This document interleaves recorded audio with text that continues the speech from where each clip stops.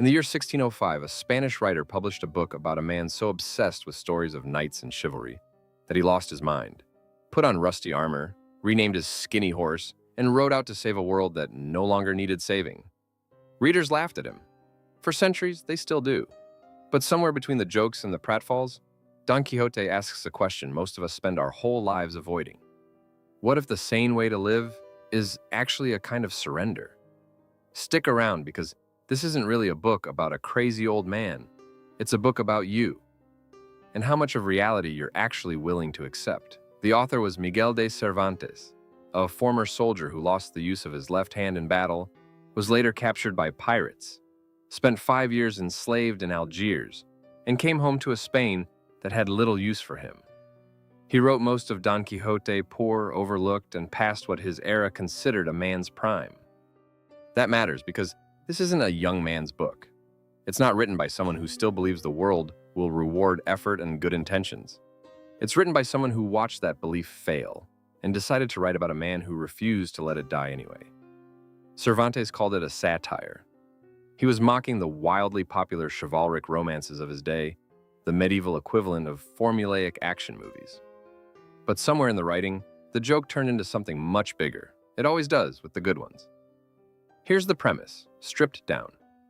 Alonso Quixano is a minor nobleman, roughly 50 years old, who has read so many books about knights errant that he decides to become one. He renames himself Don Quixote. He recruits a poor, practical farmer named Sancho Panza as his squire, promising him, of all things, an island to govern. Then they ride out. What follows is a string of misadventures. Quixote attacks windmills he believes are giants, charges a flock of sheep he mistakes for an army, and declares his devotion to a peasant woman he's transformed in his mind into the noble lady Dulcinea, a woman who, notably, never actually appears in the book. She exists only in his head.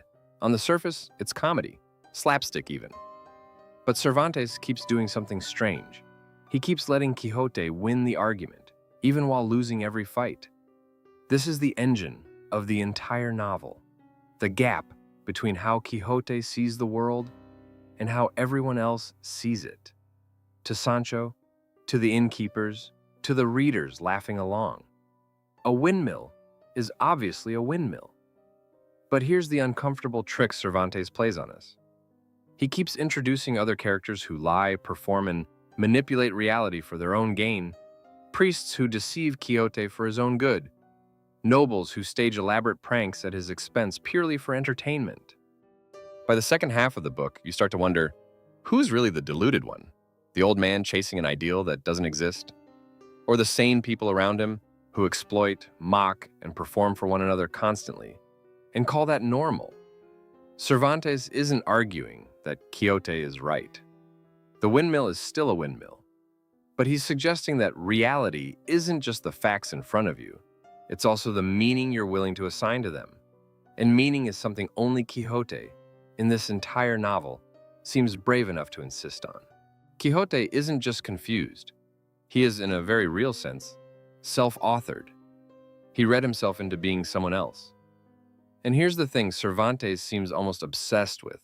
It works, not practically. He loses almost every fight. He's beaten, mocked, and injured constantly. But psychologically, it works. He walks through the second half of his life with purpose, courage, and a code of honor in a world that had already stopped offering him any of those things. Compare that to Sancho, who starts the novel as the realist. By the end, something remarkable happens. Sancho starts believing in the fantasy, too. Not because he's lost his grip on reality, but because he's watched what belief does for a person. He's watched Quixote suffer constantly and remain somehow more alive than anyone else in the book. This is the novel's quiet argument. The stories we choose to live inside aren't lies. They're decisions about what kind of person we're going to be, made in advance. Before the world gives us any evidence, it'll be worth it. It's easy to read this as one story, the knight story, with Sancho as comic relief. But watch what actually happens over 1,000+ pages. Two men, from opposite ends of temperament and class, slowly remake each other. Quixote gives Sancho a horizon, something to reach for besides the next meal.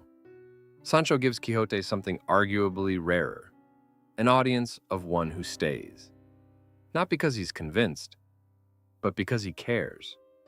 When Sancho is finally briefly made governor of an island, really just an elaborate, cruel joke played by nobles, he governs it with startling wisdom and fairness, then walks away from power the moment it stops serving anyone but himself. That's the twist nobody expects. The fool becomes wise, and the wise nobles playing games with these two men's lives look smaller and smaller as the book goes on. Their friendship isn't a subplot, it might be the actual point.